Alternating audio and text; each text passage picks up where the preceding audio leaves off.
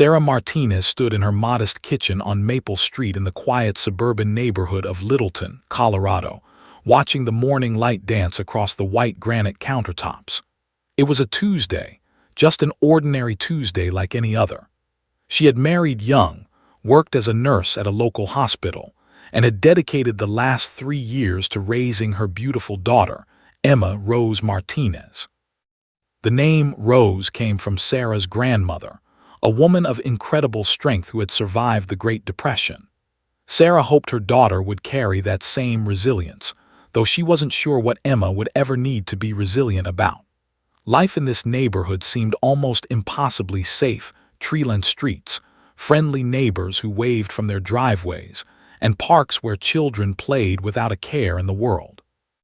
Emma sat in her high chair, kicking her feet rhythmically against the metal footrest, her curls bouncing with each movement. She was munching on banana slices, one of her favorite snacks, occasionally dropping them on the floor just to watch them fall. Sarah had learned not to make a big deal out of this. It was just Emma exploring her world, understanding cause and effect. At 3 years old, Emma was developing into this fascinating little person with opinions, preferences, and an infectious laugh that could brighten even Sarah's most exhausting days. Sarah poured herself a cup of coffee from the pot she'd made at 7 in the morning before Emma woke up.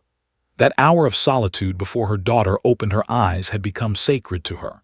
She would sit with her coffee, check her work emails from the hospital, and mentally prepare for whatever chaos the day would bring. Being a single mother wasn't easy. Her husband, David, had left 2 years ago when Emma was just a baby, choosing a new life in California with someone else. Sarah had cried for weeks after he left, but Emma gave her purpose. Everything she did now was for her daughter. The kitchen was filled with the small evidences of their life together: colorful drawings stuck to the refrigerator with magnets shaped like animals, a high chair with banana mush currently decorating its tray, and a small table in the corner where Emma's toys were scattered. Sarah looked at her daughter's face, covered in banana residue, and felt that overwhelming surge of love that still caught her off guard sometimes. Emma was her entire world, and she had vowed to protect her from anything that could hurt her. The radio played softly in the background, a local news station that Sarah had on habit. She barely paid attention to it most days, content to let the morning show hosts chatter about weather and traffic while she attended to her daughter. But then something changed in the announcer's tone. The casual, friendly voice shifted to something more serious, more urgent. Sarah instinctively looked up from the sink where she was rinsing Emma's breakfast dishes. "We're receiving reports of an armed robbery at the Quick Stop convenience store on Street," the announcer said, her voice cutting through the kitchen. "The suspect fled the scene approximately 15 minutes ago. Police are advising residents in the Littleton and Avenue areas to remain alert and report any suspicious activity. The suspect is considered armed and dangerous." Sarah froze, the plate in her hand suspended under the running water. Street. That was just 3 blocks away. 3 blocks. She could walk to that convenience store in less than 10 minutes.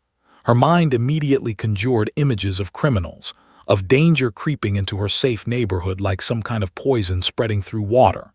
She quickly turned off the radio and glanced at Emma, who was oblivious to the announcement, focused entirely on extracting the last pieces of banana from her high chair tray. The phone in Sarah's hand buzzed moments later, a community alert text message. "Police alert. Armed robbery reported in the area. Residents advised to lock doors and remain indoors. Increased police presence in the neighborhood. All clear will be provided when suspect is apprehended." Sarah's heart began to race in a way she couldn't control. She reached for Emma, lifting her daughter out of the high chair and holding her against her chest. "It's okay, baby," she whispered, though she wasn't entirely sure who she was trying to convince, Emma or herself. Emma giggled, still completely unaware, and wrapped her sticky hands around Sarah's neck. The innocence of that gesture, the complete trust and lack of fear, made Sarah's protective instincts surge even stronger.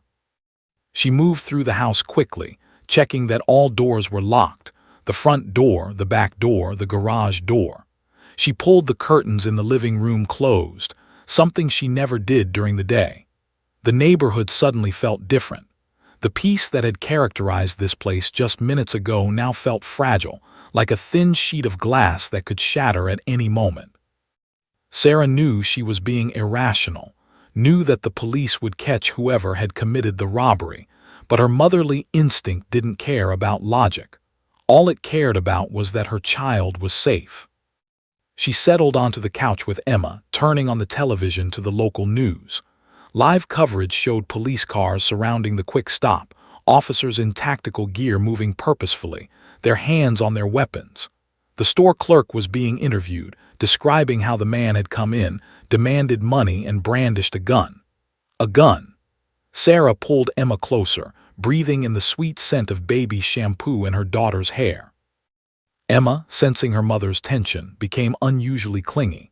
She started to whimper, not understanding what was happening but picking up on Sarah's fear the way children do with uncanny accuracy. Sarah forced herself to take deep breaths, to project calm even as her insides churned with anxiety. She put on a children's show, Emma's favorite cartoon with colorful characters, and positioned herself on the floor beside her daughter, keeping one eye on the news playing on a second television in the kitchen. Hours passed. The police conducted interviews, set up perimeters, and began a systematic search of the neighborhood. Every siren that wailed past the house made Sarah jump. Every car that drove slowly down the street made her wonder if it was someone unusual, someone who didn't belong. She kept checking that the doors were still locked, a compulsive behavior she recognized but couldn't stop. By early afternoon, Emma was restless. She needed to play, needed the normal routine that toddlers thrive on. Sarah tried to maintain some semblance of normalcy, playing blocks on the living room floor with her daughter, trying to smile and engage even as her mind remained partially elsewhere, listening for sirens, for danger. She was so focused on maintaining this of normalcy that she almost didn't hear the loud knock on the door that came at 2:47 p.m. The sound was authoritative, official, loud enough that Emma jumped and looked up at her mother with wide, concerned eyes. "It's okay, sweetie," Sarah said automatically, though her heart had leaped into her throat. She stood up, smoothed down her hair, and moved toward the front door. When she looked through the peephole, she saw the uniforms, the badges, the serious expressions of police officers on her doorstep. She took a breath, unlatched the security chain, and opened the door. "Mrs. Martinez?" the lead officer asked, though he clearly already knew the answer. "We're conducting a systematic search of all properties in the area following the robbery at the quick stop. We need to search your home and your yard. It's routine procedure, but it is necessary. May we come in?" Sarah's hands trembled slightly as she stepped aside to let them in. This was really happening. Her peaceful Tuesday, her safe haven, was being invaded by the very danger she had feared. Detective had been with the Denver Police Department for 14 years, and in that time, he had seen things that would keep most people awake at night. He had worked homicides, gang violence, drug trafficking operations, and violent crimes that tested the very limits of human decency. But 8 years ago, something changed in his life. He had been assigned to the K-9 unit, and more specifically, he had been partnered with a German Shepherd puppy named Duke that would eventually become a legend in law enforcement circles throughout Colorado. Duke wasn't always a legend. When first met him at the K-9 training facility, Duke was just a rambunctious 2-year-old dog with unlimited energy and a personality that bordered on mischievous. The trainers at the facility had warned that Duke was high drive, high energy, and required an officer who could match his intensity. Duke had been selected as a police dog because of his genetics. His father had been an award-winning detection dog in Germany, and his mother came from a long line of military working dogs. Everything in Duke's DNA was designed for protection, tracking, and apprehension. Took the challenge willingly.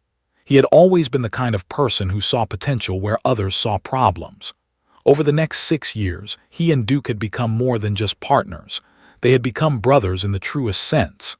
Had spent countless hours training with Duke, understanding his body language, learning to read the subtle signals that indicated when the dog was picking up a scent, when he was alert to danger, when he was ready to work. Their bond was so strong that other officers joked they could communicate telepathically. Duke stood 6 feet tall when he stood on his hind legs, weighed 85 pounds of pure muscle and instinct, and had a jaw that could deliver over 300 pounds of pressure per square inch. But his most intimidating feature wasn't physical, it was psychological. It was the way his amber eyes seemed to look right through you, assessing, calculating, determining whether you were a threat. It was the way he carried himself with absolute confidence, the way his muscular frame moved with controlled power. Criminals who had felt Duke's teeth had reported that they weren't frightened just by the pain. They were frightened by the intelligence in the dog's eyes, by the sense that he understood exactly what he was doing and why. Duke's official file read like a resume of an elite soldier. Over 50 apprehensions, 0 false alerts, uncanny ability to track suspects through dense urban areas, across multiple block distances, through creeks and over fences. There were stories throughout the department about Duke's almost supernatural ability to find people. There was the time a suspect had hidden in a storm drain for hours, certain he had evaded capture, only to have Duke locate him within minutes. There was the time a fleeing criminal had climbed onto the roof of a 3-story building, and Duke had tracked his scent and waited at the bottom, refusing to leave, alerting officers to the suspect's location. There was the time Duke had differentiated between multiple human scents at a crime scene and tracked the actual suspect across an entire neighborhood, ignoring the many other people whose scents were present.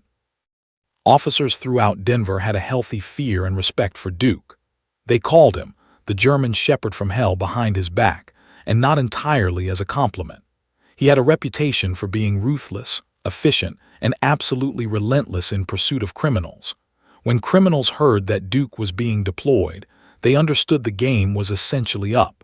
Had once overheard a suspect in an interview room say, "I would rather fight 10 cops than feel that dog coming at me." It wasn't bravado, it was resignation. The Tuesday that changed everything. It was 1:15 p.m. when received the radio call about the armed robbery at the Quick Stop on Avenue. He was in the dispatch center, reviewing training files with Duke, preparing for an afternoon drill session. The moment the call came through, and Duke exchanged a look, that unspoken communication that meant they both understood what was about to happen, immediately grabbed Duke's leather collar and harness, securing them with practiced efficiency. Within 8 minutes, and Duke were in the police vehicle, heading toward the Avenue area. The tactical situation had become clearer as drove. The suspect had fled on foot, no suspect in custody yet, and officers were conducting neighborhood canvasses. The suspect was described as male, approximately 30 years old, armed with a handgun and potentially dangerous. Pulled up to the command center that had been established 2 blocks from the Quick Stop. He could see the activity, officers moving between houses, radios crackling with updates, the organized chaos of a search in progress. Lieutenant, the commanding officer on scene, immediately approached his vehicle as he stepped out with Duke. "Perfect timing," said, his expression all business. "We need Duke to establish a scent track. We have the suspect's jacket that he abandoned near the back of the store. If anyone can follow this trail, it's your dog." Nodded, already preparing Duke for what was about to be asked of him. He knelt down beside his partner, placing the abandoned jacket near Duke's nose. The dog immediately shifted into work mode. His ears perked forward, his body tension changed, and his breathing became more deliberate as he pulled in the scent particles. This was what Duke lived for. This was his purpose.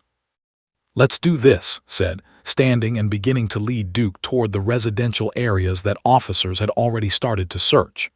As they walked through the neighborhood, observed everything, the homes they passed, the yards, the hiding spots a desperate fugitive might consider. Duke pulled slightly forward on the leash, his nose working the air, processing information that could only imagine. They were heading toward the Martinez house on Maple Street when noticed a small residential community that seemed almost too quiet. Tree-lined streets, Well-maintained homes, children's toys scattered in yards, the kind of neighborhood where people believed they were safe, where crime happened on the news, not on their street. Had worked enough cases to know that evil didn't discriminate based on zip codes or neighborhood aesthetics. Duke suddenly stopped at the corner, his head turning toward the street ahead. His body language shifted slightly, alert, focused, ready. Kept the leash tight, maintaining control. They approached the Martinez residence and could see that all the curtains were drawn, all the doors were closed, a house in lockdown mode, typical of residents who had heard about the robbery and were taking precautions. Had Duke performed the standard perimeter check, the dog sniffing around the outside of the house, the yard, the gates? Part of his routine was to check each property systematically to ensure no suspects were hiding on the premises. It was protocol, procedure, something he did dozens of times per month. He didn't know, as he approached the Martinez house, that inside that modest home, a 3-year-old girl named Emma was about to change his life forever. He didn't know that Duke, the fierce, intimidating, legendary police dog, was about to reveal a part of himself that nobody, in all their 6 years of partnership, had ever seen before. He was simply doing his job, following procedure, protecting his community the only way he knew how. But fate, it seemed, had different plans entirely. Sarah had just settled Emma into the living room with her favorite cartoon playing softly on the television when the authoritative knock came at the door. It was louder than she expected, more commanding, the kind of knock that police officers develop through years of practice, a knock that demands immediate attention and conveys unmistakable authority. Sarah's entire body went rigid. She had been half expecting this, had been bracing herself for it, but the reality of it still sent a shock through her nervous system. Emma looked up from her coloring book, her small crayon pausing mid-scribble. "Mommy?" she asked, her tiny voice uncertain. Children had an almost supernatural ability to sense their parents' emotional state, and Emma could clearly feel her mother's tension. "It's just the police, honey," Sarah said, forcing brightness into her voice that she absolutely did not feel. "They're just checking our house. It's totally normal. You stay right here and keep watching your show, okay? Mommy will be right back." Sarah smoothed down her hair, took a deep breath, and moved toward the front door. Through the peephole, she could see 2 uniformed officers standing on her porch, their expressions serious and professional. She recognized the protocols they followed, one positioned slightly to the side, both with their hands visible but near their duty belts, their posture alert and prepared for any situation. These were trained professionals, she reminded herself. This was routine. But her hand still shook slightly as she unlocked the deadbolt and opened the door. "Mrs. Martinez," the taller of the 2 officers asked, a man with kind eyes but an unmistakably authoritative presence. His name badge read Officer. "Yes," Sarah replied, her voice smaller than she wanted it to be. "We're conducting a systematic search of all properties in this area following an armed robbery at the Quick Stop approximately 3 blocks away," Officer explained, his tone professional but not unkind. "A suspect fled the scene and is currently at large.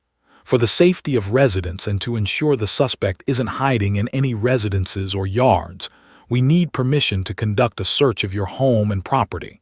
This is routine procedure. May we come in?" Sarah's first instinct was to refuse. There was something deeply violating about the thought of strangers moving through her home, opening her closets, searching her spaces. But she knew that refusing would only make her look suspicious, and she desperately didn't want to draw any additional attention to herself or Emma. She stepped aside, pulling the door open wider. "Of course," she said, "please come in. My daughter is in the living room watching TV. She's 3. I'll keep her in there while you search."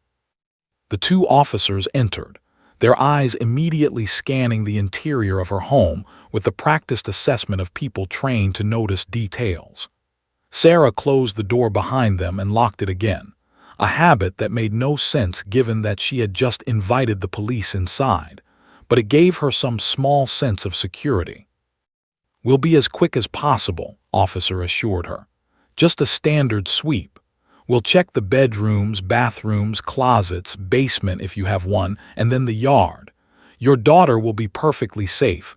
We're just looking for any signs of forced entry or evidence that someone has been inside." Sarah nodded, trying to appear cooperative while her maternal instincts screamed at her to protect her daughter. She walked back to the living room, and Emma immediately looked up from her coloring book, her expression anxious. "Mommy, are the police here to catch the bad man?" Emma asked with the directness that only children possessed. "Yes, baby," Sarah said, sitting down next to her daughter on the floor.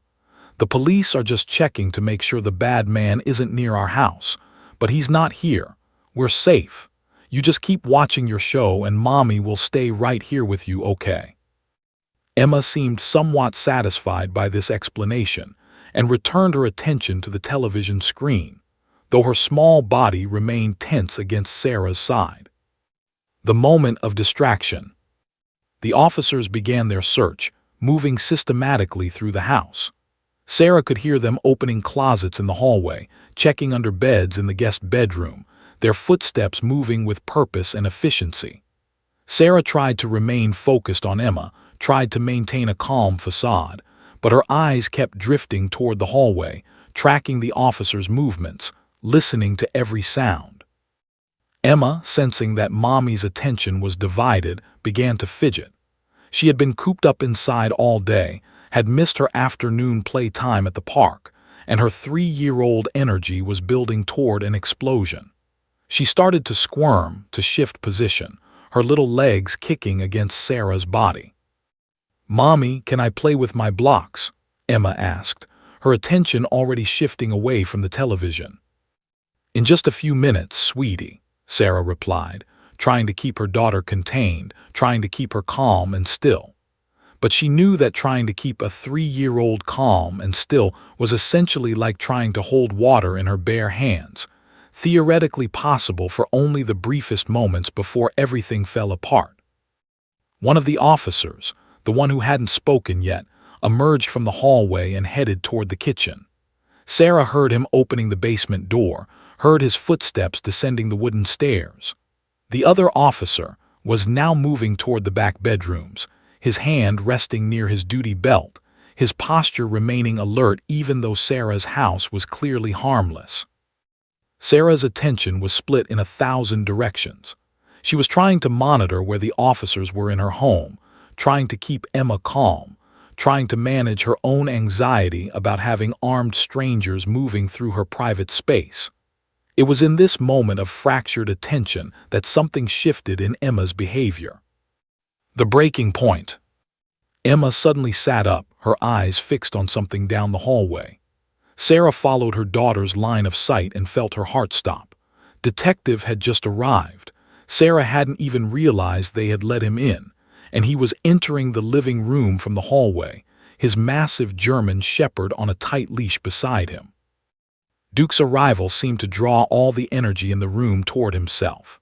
The dog was massive, far larger than Emma's exposure to dogs, which was limited to pictures in books, and the neighbor's small corgi. Duke's muscular frame, his alert posture, his intensity, made him seem almost unreal, like a creature from a fantasy film rather than a real living animal. For a moment, everything was still.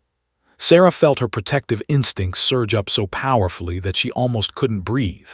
A police dog, a working dog, was now in her living room, and Emma was staring at him with that particular kind of fixation that 3-year-olds developed toward things they found fascinating and frightening in equal measure. "We're just doing a quick sweep," Detective said to Sarah, acknowledging her presence but keeping his focus primarily on his task. Duke, sensing that they were beginning a new phase of the search, shifted his weight slightly, his nose lifting to catch the sense of the room. A mother, a young child, a home that was completely ordinary and held no threat. Sarah kept her arm around Emma, ready to hold her firmly in place. She knew better than to let her daughter interact with a working police dog. She knew that police dogs were trained animals, not pets, and that they could be unpredictable. But Emma had other ideas. The moment everything changed. Detective was moving toward the back rooms of the house with Duke, intending to do a quick check of the remaining bedrooms and the backyard. His attention was focused on the task at hand, scanning rooms, opening closets, ensuring that no hiding suspect was anywhere on the property. His hand held Duke's leash with the easy confidence of someone who had done this thousands of times before. Sarah was watching him go, her arms still around Emma, her body angled toward her daughter in a protective posture. But in that fraction of a second when Sarah's attention was following the detective's movement down the hallway, Emma made her move. With the sudden, explosive energy that children possess, Emma pushed herself up from the floor and broke free from Sarah's grasp. It happened so fast that Sarah barely had time to react. One moment Emma was sitting beside her, and the next moment her daughter was toddling forward with singular determination, moving directly toward Duke. "Emma, no!" Sarah screamed, her voice reaching a pitch of pure maternal panic. She lunged forward, trying to reach her daughter, but Emma was faster than she expected. 3-year-olds could move with surprising speed when properly motivated, and Emma's motivation was clear. She had locked onto the massive dog and was determined to reach him. Detective's head snapped around at the sound of Sarah's scream. His eyes widened as he saw the small child toddling directly toward his dog. Instinctively, he tightened his grip on Duke's leash, his body tensing. "Stay back," he commanded, his voice sharp and authoritative, the voice of someone trained to control situations and exert authority in crisis moments. But children didn't respond well to commanding voices. They were more likely to become frightened or confused. The other officers in the house immediately moved toward the living room, their hands instinctively moving toward their duty belts, uncertainty flashing across their faces. Nobody knew exactly how a working police dog would respond to a small child approaching in an unexpected manner. Duke was a trained animal, yes, but he was also a dog, and dogs were animals, subject to instinct and unpredictability. Sarah continued her desperate forward motion, trying to reach Emma before her daughter closed the remaining distance to Duke. It was like moving through water. Every movement seemed too slow, every second stretched into an eternity of possibility and danger. Emma took another step, then another, her small feet moving faster, her curls bouncing with each movement. Duke's ears perked forward, his entire body shifting to alert status as he registered the approaching child. His muscles coiled, his eyes focused with intensity on this small human who was ignoring all the normal protocols of fear and caution. The scene seemed to slow down, as if time itself was holding its breath to see what would happen next. Everything was about to change in ways that none of these adults could possibly anticipate. Time seemed to compress into something crystalline and fragile. Every person in the Martinez living room was frozen in a moment of perfect awareness, aware of the danger, aware of the potential for tragedy, aware that they were witnessing something that could go catastrophically wrong in a single heartbeat. The child was too close now to do anything but let events unfold. Emma had crossed the point of no return. Detective held the leash with white-knuckled intensity, his years of training and experience screaming at him to pull Duke back, to exert control, to maintain the safety of the situation. Duke, for his part, had shifted into a state of heightened alert that had never quite seen before. The dog's body was coiled, his muscles tensed, his entire being focused on this unexpected approach of a small human. Duke's mouth was closed, his ears perked forward at an acute angle, his eyes tracking Emma's every movement with the precision of a predator assessing prey. Sarah had crossed half the distance between herself and her daughter, her arms extended forward as if she could somehow reach Emma through sheer force of will and maternal desperation. "Emma, stop! Stop right now!" she cried out, her voice containing layers of fear and command and pleading all at once. Her heart was hammering so hard in her chest that she thought she might be experiencing a cardiac event. Her daughter, her precious, vulnerable 3-year-old daughter, was about to come into direct contact with an 85-pound police dog trained in apprehension and aggression. Officer had turned toward the scene, his hand moving toward his duty belt. He wasn't entirely sure what he would do. You couldn't shoot a police dog, couldn't intervene without potentially making things worse. His face was a mask of professional concern, but his eyes reflected the uncertainty that gripped everyone in that moment. The second officer, who had emerged from the basement just moments before, stood frozen in the hallway, his eyes wide, his body tense. He was newer to the force, maybe only 4 years in, and he had never been trained for this kind of scenario because this kind of scenario wasn't supposed to happen. Emma was now close enough to reach out and touch Duke. She was close enough that if the dog reacted with any form of aggression, the consequences would be immediate and catastrophic. Was preparing himself for the worst, mentally running through emergency protocols, already composing the report he would have to write, already bracing for the lawsuit that would inevitably follow. But Emma didn't stop. Emma didn't hesitate. Emma didn't show any of the fear that every adult in the room was experiencing in abundance. The moment of pure innocence. Emma stood directly in front of Duke now, her small frame diminished by the massive dog's presence. The top of her head barely reached the dog's chest. She had to tilt her face upward to see his face, and when she did, she was looking into the eyes of the most intensely focused animal in the room. Duke's amber eyes were locked onto her face with an intensity that suggested he was performing some kind of advanced calculation, some kind of assessment that no ordinary human could comprehend. For a long moment, a moment that felt like it stretched across eternities, nothing happened. The entire world seemed to be holding its breath. The police officers didn't move. Sarah remained suspended in her forward motion, only a few feet away from her daughter now. Detective maintained his grip on the leash, every muscle in his body ready to react at the first sign of aggression. And then Emma did something that nobody in that room could have anticipated. She smiled. It was a simple smile, the kind of smile that 3-year-olds give to friendly dogs in parks, to grandparents arriving for holiday visits, to anyone who had ever been gentle or kind to them. It was a smile that contained no fear, no hesitation, no recognition of danger or protocol, or any of the complicated emotions that adults carried with them into situations like this. Emma's tiny voice filled the silence. It was a voice that hadn't been trained by years of law enforcement protocols or professional detachment. It was a voice that came from a place of pure, uncomplicated perception of the world. 2 words, simple and clear, and delivered with the absolute certainty of a child who saw something that others had missed. Good boy. The phrase hung in the air like music, like magic, like something that shouldn't be real but undeniably was. The transformation begins. Detective felt the leash in his hand shift. Not a sudden lunge forward, not an aggressive pull, rather, a subtle change in tension. Duke's entire body language shifted in a way that had never witnessed in 6 years of partnership.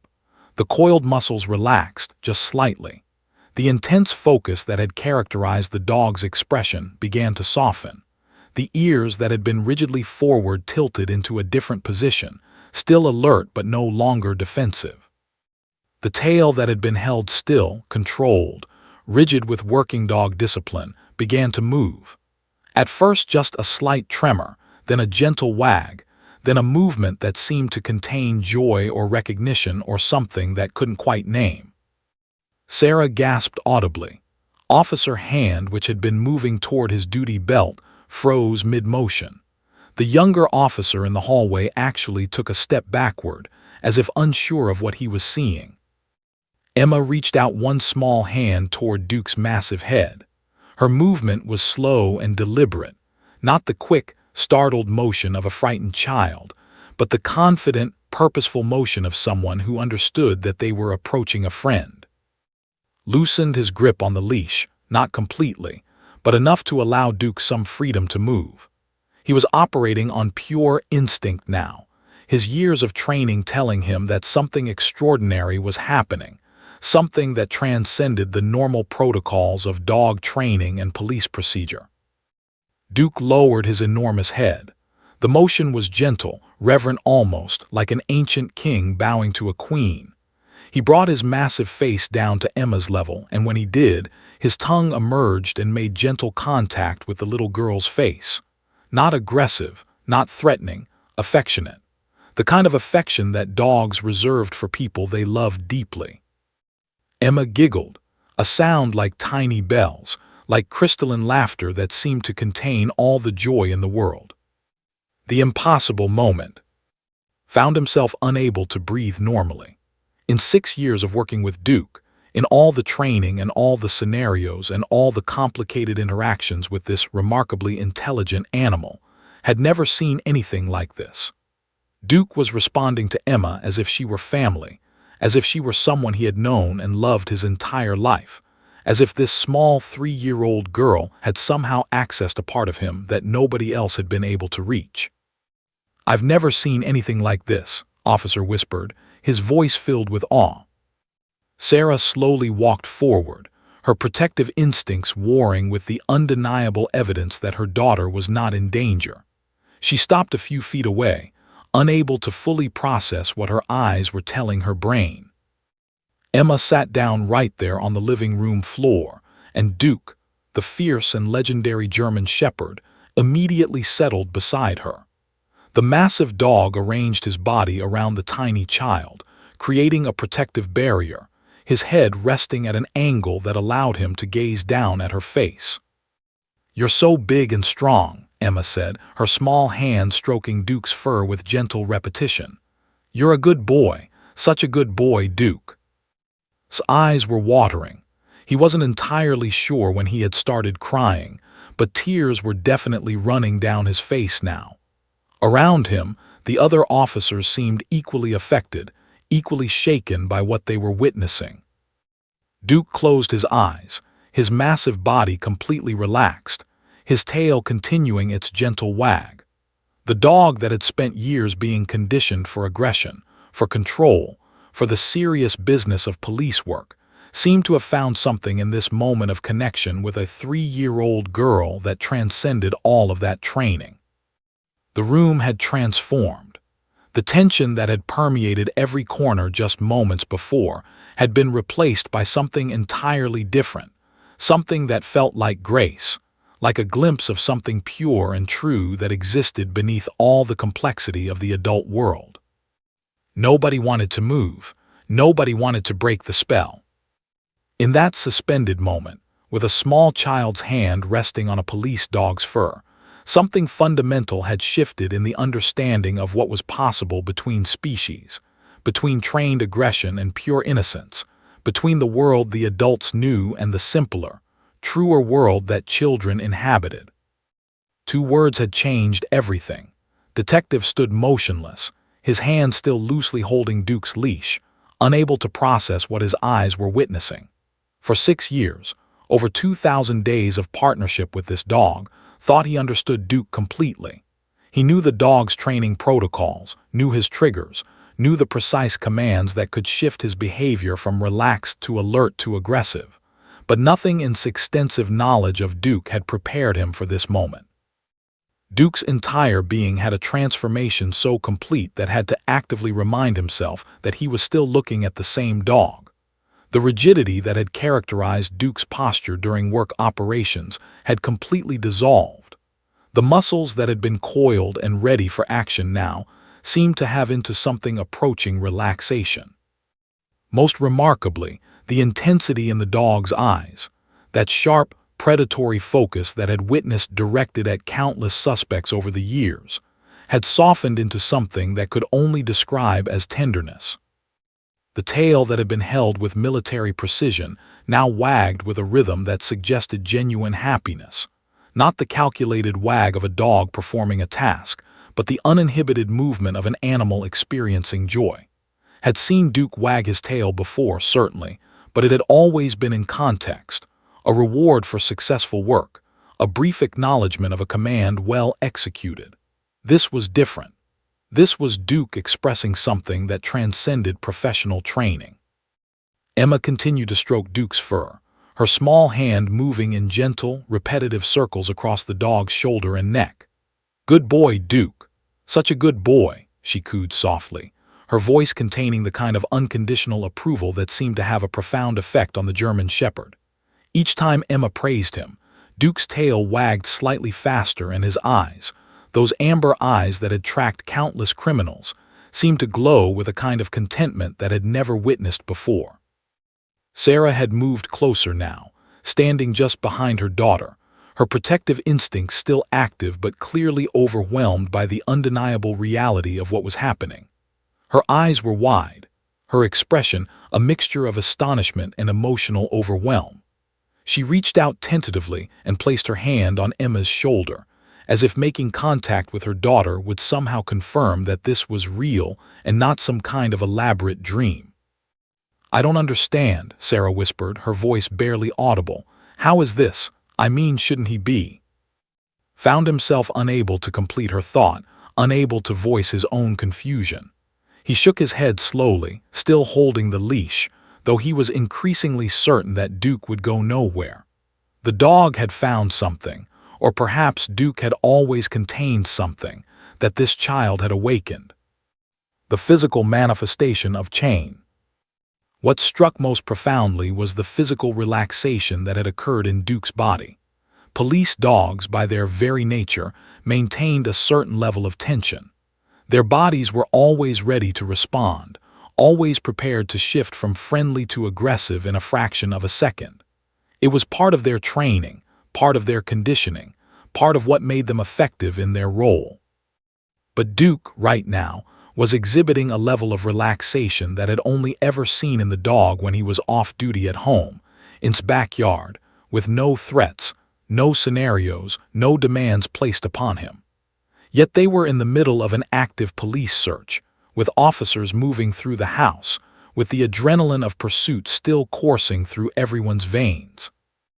Duke's head rested at an angle that allowed him to maintain eye contact with Emma, while his body sprawled across several feet of living room floor. The dog's tongue emerged occasionally, making gentle contact with Emma's small hands when she reached toward his face. It was a gesture of absolute gentleness, a deliberate choice on Duke's part to be tender with this small human. Officer slowly holstered his hand, which had been frozen in its position near his duty belt for what felt like an eternity. The younger officer, who had been standing in the hallway, finally seemed to exhale, his shoulders dropping slightly as the tension that had gripped his body began to release. Became aware that he, too, had been holding his breath. He consciously relaxed his shoulders, loosened his grip on the leash, and allowed himself to take a deep breath. His heart rate, which had been elevated to crisis levels just moments before, began to slow to something approaching normal. The unspoken communication. What observed next was perhaps even more extraordinary than Duke's initial transformation. Emma and Duke seemed to have established some kind of unspoken communication, a dialogue that transcended language and species, and all the normal barriers that typically separated humans from animals. When Emma reached toward Duke's ear, the dog tilted his head to make her access easier. When she whispered something to him that couldn't quite hear, Duke responded with a gentle nudge of his massive head. When she spoke her affirmations, "Good boy," such a good boy, Duke's entire being seemed to respond to those words with recognition, as if Emma were confirming something fundamental about his nature that he had always understood but never had anyone acknowledge before. Found himself moving slightly closer, unable to resist the pull of witnessing something so remarkable. Officer joined him, and the two men stood in silent observation of the scene unfolding before them. The other officer had moved into the kitchen, giving space to this profound moment, perhaps intuitively understanding that this was something outside the normal parameters of police work, something that required respect and space. "In all my years," heard himself say, his voice thick with emotion, "I've never seen Duke like this. It's like she broke through something in him, like she reminded him that he's not just a machine, he's still a dog, still capable of." His voice trailed off because he couldn't quite find the words to describe what he was witnessing. Love seemed too simple a word. Connection seemed inadequate. Recognition seemed closer to the truth, as if this small child had recognized something in Duke that everyone else had trained away, something essential that existed beneath all the conditioning and aggression protocols and police dog training. The observer's emotional response. Sarah's eyes had filled with tears. She was crying silently, her hand remaining on Emma's shoulder, watching her daughter interact with the animal that had, just moments ago, represented potential danger. The tears weren't tears of fear. They seemed to be tears of something else entirely. Wonder, perhaps, gratitude, recognition of having witnessed something beautiful and transformative.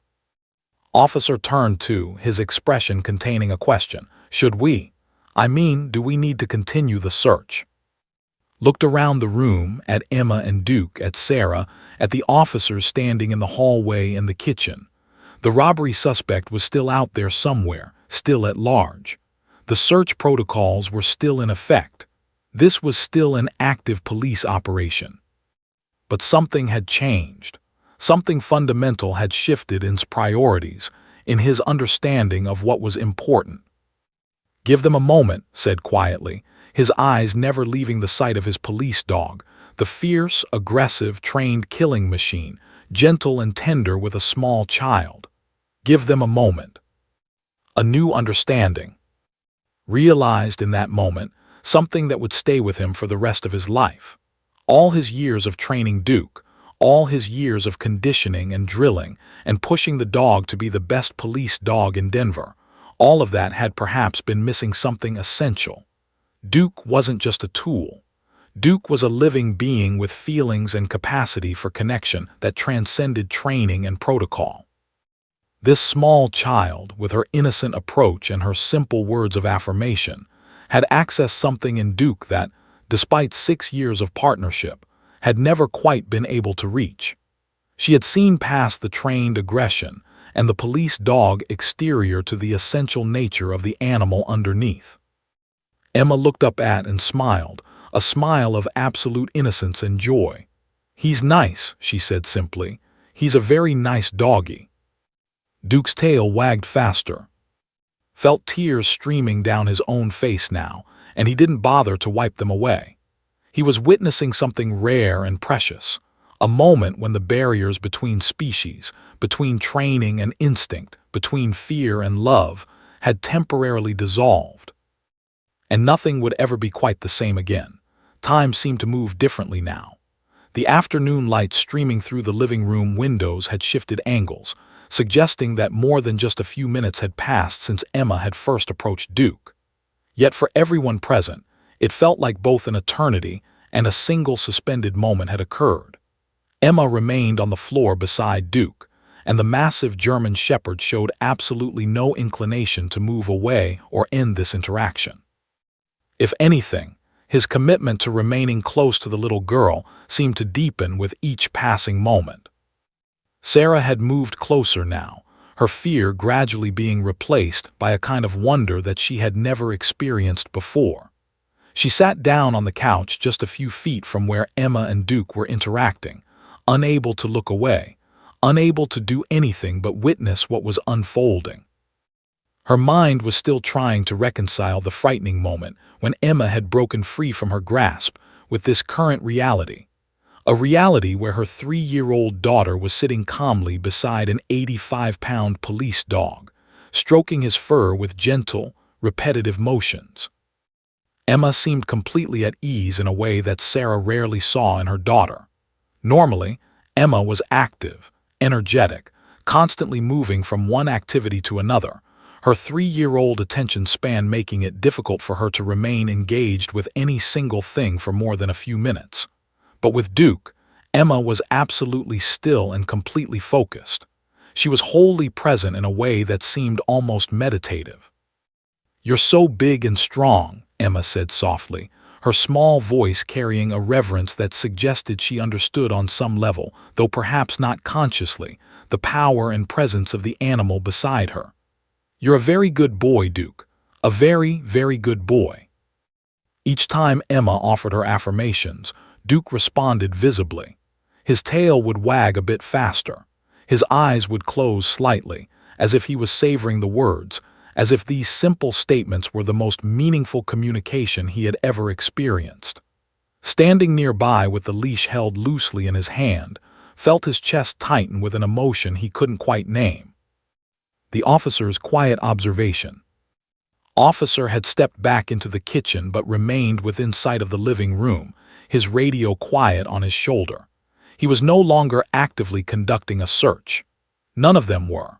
The robbery suspect, the original reason for their presence in this home, had seemingly faded into irrelevance compared to what was happening in this living room. The younger officer, the one who had been standing in the hallway, had moved to sit on a kitchen stool where he had a clear view of Emma and Duke. He had his phone out, knew he should probably tell him to put it away, but he also knew that this moment needed to be documented. This was something that no amount of explanation would ever fully convey to someone who hadn't witnessed it. Officer made a quiet comment into his radio, informing the other officers that their sector was clear, that there were no signs of the suspect in this residential area. His voice was professional, but there was something different about it, a kind of wonderment that suggested he was doing his job while simultaneously existing in a different reality, one where a small child and a police dog had transcended all normal parameters of interaction. Remained in the living room, still holding the leash, though by this point it was purely ceremonial. Duke had no interest in going anywhere. The dog had found something in this moment that appeared to be the culmination of everything he had been trained for, and yet nothing like anything his training had prepared him for. The ritual of connection. What observed over the next several minutes was something that resembled a kind of ritual, a dance of connection between two beings who had somehow recognized something profound in each other. Emma would stroke Duke's fur in gentle, methodical patterns. She would whisper to him, words that couldn't quite hear but that Duke seemed to understand perfectly. She would reach up and touch the dog's face gently, her tiny fingers tracing the contours of his muzzle and the curves of his ears. Duke, in response, remained absolutely still whenever Emma touched his face, a conscious choice to remain calm and non-threatening. The dog's breathing had slowed and deepened. His eyes, which had spent so much of his life in a state of alert intensity, were now soft and contemplative. It was as if Duke had made a decision at some fundamental level to be completely vulnerable with this small child, to allow her access to him in a way that no one else had ever been permitted. "You're nice," Emma continued, her monologue becoming increasingly comfortable and natural. "You're a nice doggy. I like you so much. You have such soft fur. And you're so strong and big, but you're gentle. You're a gentle, good boy." Felt moisture on his cheeks again. He realized he was crying, not just tears, but an emotional response that was so profound that his body had chosen to express it through tears. He had spent his adult life training dogs, conditioning them to be weapons, to be tools for law enforcement. He had been so focused on making them into effective police dogs that he had perhaps forgotten something essential about them, that they were still animals, still living beings capable of profound emotional responses. Sarah reached down and placed her hand on Emma's shoulder, squeezing gently. When Emma looked up at her mother, Sarah smiled through her own tears. "He's wonderful, isn't he?" Sarah whispered. "He's the best doggy," Emma agreed with absolute certainty. "He's the very best doggy ever." The profound understanding. Moved slightly closer to Sarah, his eyes never leaving Duke and Emma. "In all my years working with dogs," said quietly, his voice thick with emotion, "I've never seen anything like this. Duke has been trained his entire life to be controlled, to be aggressive, to be focused on work, and I thought that was all he could be." Sarah nodded slowly, understanding without needing extensive explanation. "She's showing him something different," Sarah said. "She's showing him that he can be something else." "Not something else," corrected, shaking his head. "Something more, something deeper. She's accessing something that was always there underneath all the training, something essential about who and what he is." They stood together in companionable silence, watching the interaction between the child and the dog. Other officers had drifted back into the living room now, drawn by an invisible pull toward this moment. They lined the doorway and the edges of the room like witnesses to something sacred. The moment of stillness. After what might have been 30 minutes or might have been 3 hours, time had become irrelevant. Emma seemed to grow tired. Her small body began to show signs of the afternoon's emotional intensity. She leaned back against Duke's massive side, her small head resting against the dog's ribs. Duke immediately shifted his position to make this more comfortable for her, arranging his body around her like a protective barrier, like a living fortress dedicated entirely to her comfort and safety. Emma's eyes began to droop. She continued to speak, but her words became drowsy and less coherent. "Good boy, Duke, such a good boy." Her words trailed off as she drifted toward sleep, her tiny hand still resting on Duke's fur. The dog remained perfectly still, his entire focus dedicated to this small child who had somehow seen past all his training, all his conditioning, all his years of being molded into a weapon to recognize the living, feeling soul underneath. Stood watching this sleeping child and alert dog, this impossible pairing, this moment that transcended explanation. He realized with absolute certainty that his life had just fundamentally changed. Everything he believed about training dogs, about their nature, about their capacity for connection, all of it had been rewritten in a single afternoon. Around him, the other officers seemed to be having similar realizations. They stood silently, reverently, as if any sound or movement might disturb something sacred. In that moment, with a sleeping child's hand resting on a police dog's fur, with a massive German shepherd dedicating his entire being to the protection and comfort of a 3-year-old girl, everything that mattered became crystal clear. And nothing would ever be the same. It was Officer Tyler Martinez, no relation to Sarah, though they shared the same surname, who first raised the idea of recording and sharing what had occurred.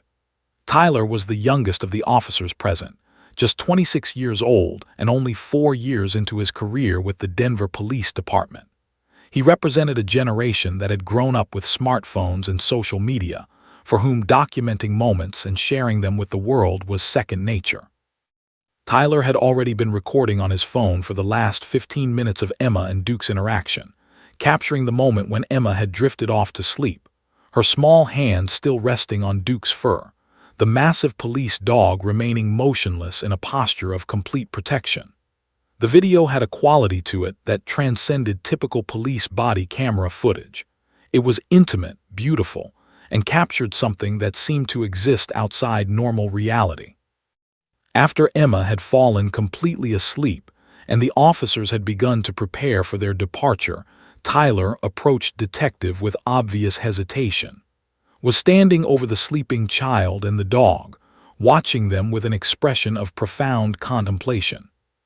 "Detective," Tyler said quietly, not wanting to disturb the moment, "I recorded some of what happened. With your permission, and with Mrs. Martinez's permission, I think people need to see this.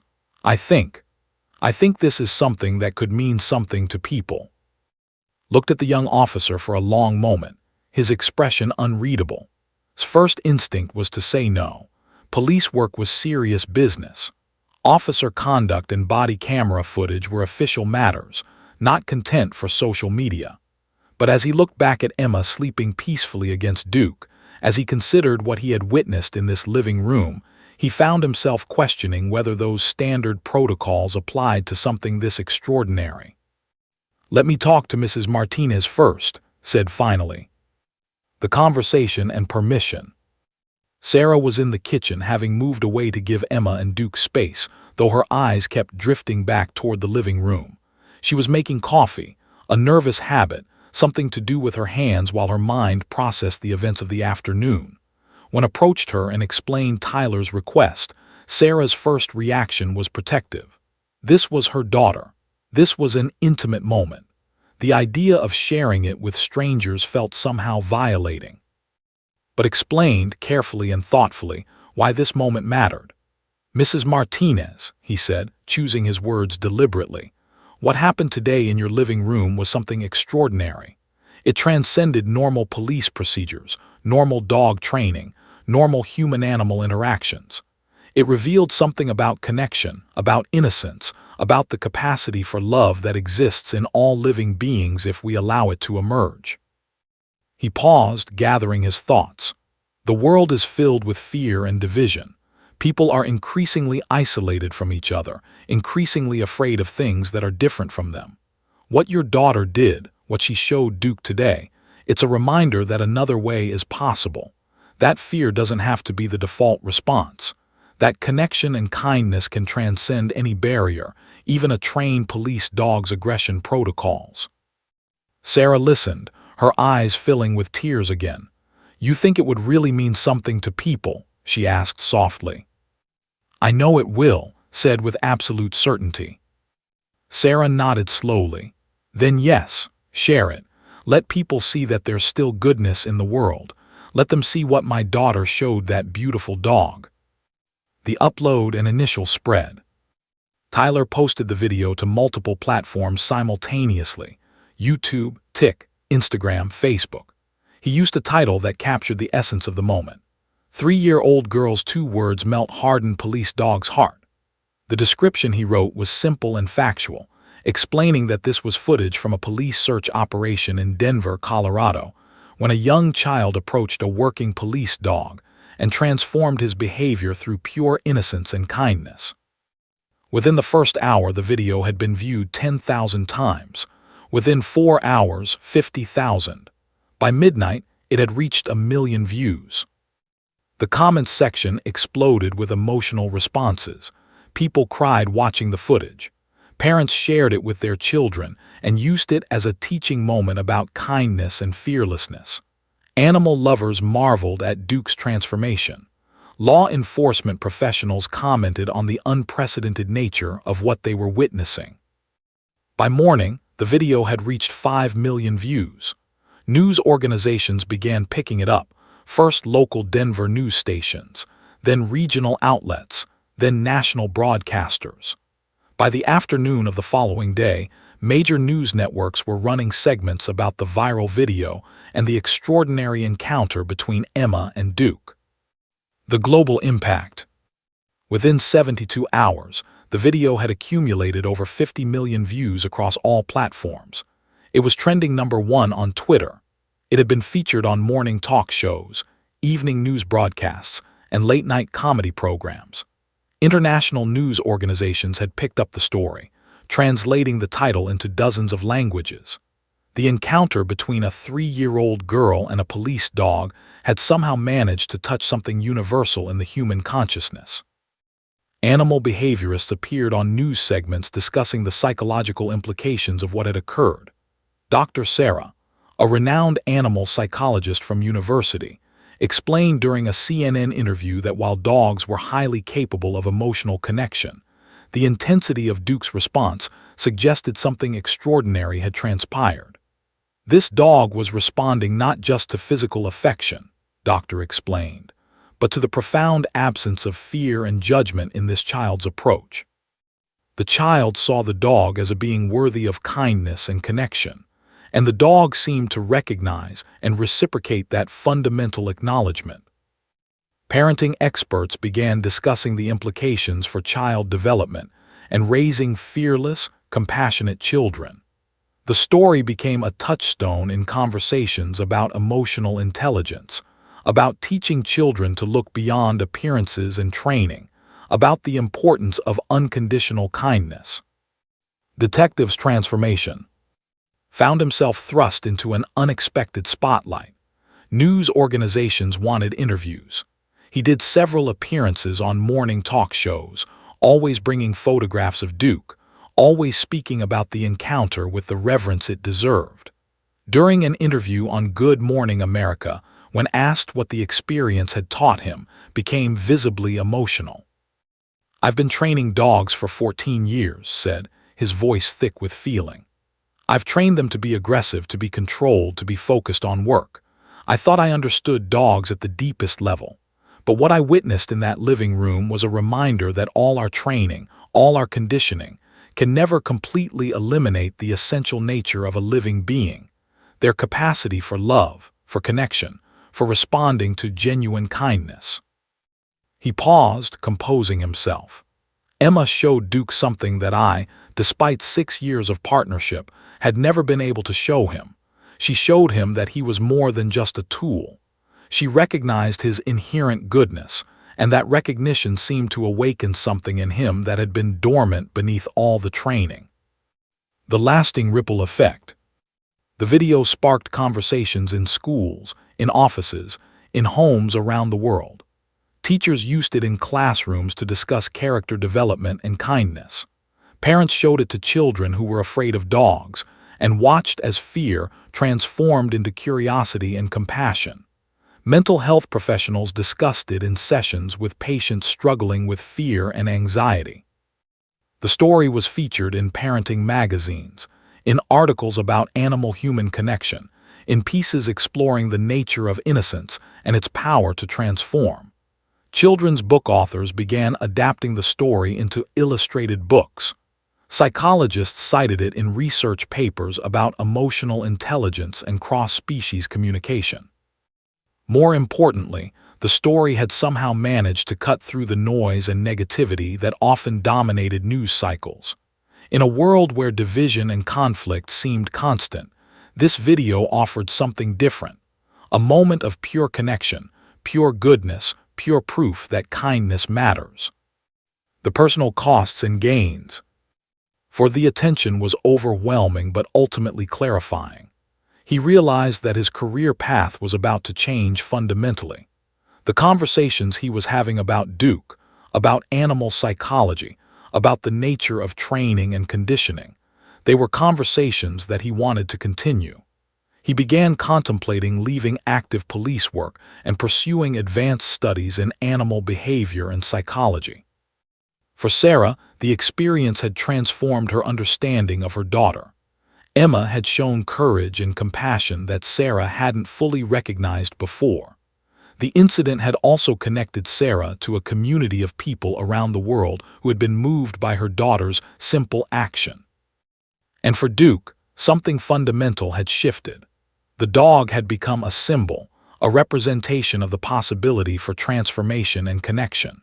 But more importantly, Duke had experienced something that would remain with him for the rest of his life, the profound recognition that he was worthy of love, not just for what he could do or what he had been trained to be, but simply for who he was. The video had gone viral, but the real impact was happening in the hearts and minds of millions who watched it, and allowed it to change how they saw the world, the decision that changed everything. 3 months after the incident, Detective sat in his home office on a quiet Saturday morning, surrounded by paperwork that represented a major life decision. His resignation letter from the Denver Police Department lay on his desk, already signed but not yet submitted. Next to it was an acceptance letter from Colorado State University's graduate program in animal behavior and psychology.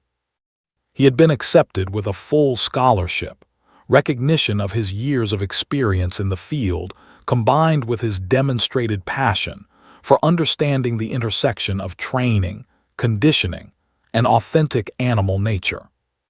The decision had not been made lightly, had invested 14 years in law enforcement. He had built a reputation as one of the most skilled K-9 handlers in Colorado. He had a pension, job security, and a career path that was clearly defined. But everything had changed in a living room on Maple Street. Looked at a photograph on his desk, a picture that Tyler had taken during a follow-up visit to the Martinez house, a photograph that showed Emma sleeping peacefully against Duke's massive side, her small hand resting on the dog's fur. The image had been used in countless articles, had been shared millions of times, had become iconic. But too, it represented something more personal. It represented a moment when he had been forced to confront everything he thought he knew about dogs, about training, about the nature of connection itself. He picked up his pen and signed the letter of retirement. 6 months. He would give the Denver Police Department 6 months to find and train his replacement. But after that, he was stepping away from active police work to pursue something that felt more aligned with who he was becoming: the adoption and the new life. 2 weeks after submitting his resignation, made the decision to retire Duke from active duty. Duke was 7 years old, still young for a German Shepherd, still healthy and vital, but had been thinking deeply about what Emma had shown him, about what that little girl had awakened in his partner. Duke deserved a life that was more than work. Duke deserved the opportunity to simply be a dog, to experience play and joy and unconditional companionship without the constant pressure of performance and aggression. Formally adopted Duke, filing the necessary paperwork and completing the bureaucratic procedures that allowed him to take his former partner home as a family pet. His modest house in a quiet Denver suburb suddenly felt incomplete without the massive German Shepherd. Spent the first week simply watching Duke adjust to his new life. The dog seemed confused at first. 6 years of his life had been defined by structure, routine, and clear operational directives. But slowly, tentatively, Duke began to explore the backyard, to play with toys that were designed for enjoyment rather than training, to relax in ways that his police dog life had never permitted. Hired a trainer who specialized in helping working dogs transition to civilian life. The goal wasn't to teach Duke new commands or new aggression protocols. The goal was to help Duke unlearn the constant state of alert readiness that had characterized his entire adult existence. It took weeks, but gradually, Duke's body language began to change. His default state shifted from tense readiness to relaxed contentment. The unexpected friendship. The connection between and Sarah Martinez deepened naturally over the following months. Sarah's ex-husband had been absent from their lives and found himself spending more time at the Martinez house, ostensibly to facilitate Duke and Emma's continued interaction, but gradually becoming part of their family structure. Sarah's best friend finally asked the question that had been obvious to everyone else: "Are you in love with her?" Considered the question seriously. He thought about Sarah's strength, her dedication to Emma, her emotional intelligence. He thought about how she had responded to the incident with grace and wisdom. He thought about how his life had become inexplicably intertwined with hers because of a chance police search and a 3-year-old girl's fearlessness. "Yes," he answered finally, "I think I am." By the end of the first year, had moved into the Martinez house. Emma called him Detective Mark at first, then eventually, as their relationship deepened, simply Mark. Duke and Emma had become inseparable. The dog, who had spent his entire working life being conditioned for aggression, had become a gentle, protective companion to the little girl who had first seen his true nature. The educational legacy. Emma's kindergarten teacher, Mrs., had asked Sarah's permission to use the story as part of her curriculum. The following year, in Emma's classroom, children learned about kindness, courage, and compassion through the story of how a 3-year-old girl had connected with a police dog. Mrs. created lesson plans around the themes of fearlessness, seeing past appearances, and recognizing the goodness in others. The story began appearing in children's books. An author named Jennifer approached Sarah about collaborating on an illustrated children's book titled Emma and Duke, a story about looking past fear. The book was published and quickly became popular in schools and libraries across the country.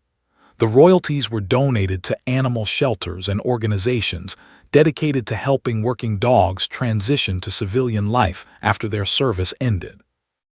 Meanwhile, was thriving in his graduate program. His thesis focused on the psychological impacts of conditioning on working dogs and the potential for what he called authentic reemergence, the capacity for conditioned animals to reconnect with their essential nature when given permission and support to do so. His research cited the Emma Duke incident as a pivotal example of how innocence and unconditional acceptance could penetrate even the most extensive conditioning. The speaking circuit. Began receiving invitations to speak at conferences, universities, and organizations dedicated to animal welfare. He spoke about Duke's transformation, but more broadly, he spoke about how society's approach to animal training had been dominated by paradigms of control and conditioning. He advocated for more humane training methods that recognized animals as beings rather than tools. Sarah, initially reluctant to embrace public attention, eventually joined on the speaking circuit.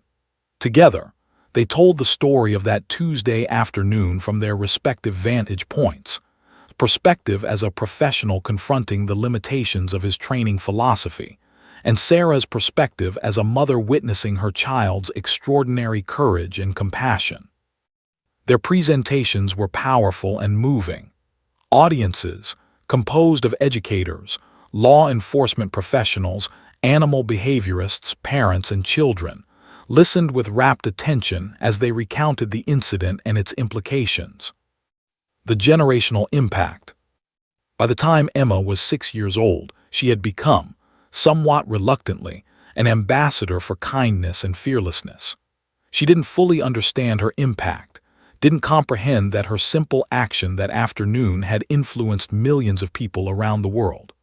But she felt it in the way people responded to her, in the letters that arrived at their house from children and adults who had been changed by her story. Emma attended a special ceremony where she was awarded a Medal of Community Service. The mayor of Denver presented it to her, acknowledging that she had contributed more to promoting kindness and compassion than most people accomplish in a lifetime. Emma accepted the medal with characteristic grace, then asked if Duke could have a medal too. Duke was presented with his own medal, a ceremonial honor for his role in demonstrating that transformation was always possible, that conditioning could be overcome by connection, that police dogs were more than just tools of law enforcement.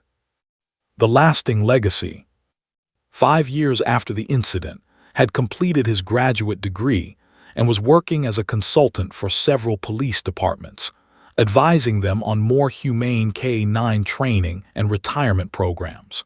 Sarah had returned to nursing, but had also become an advocate for childhood development and education.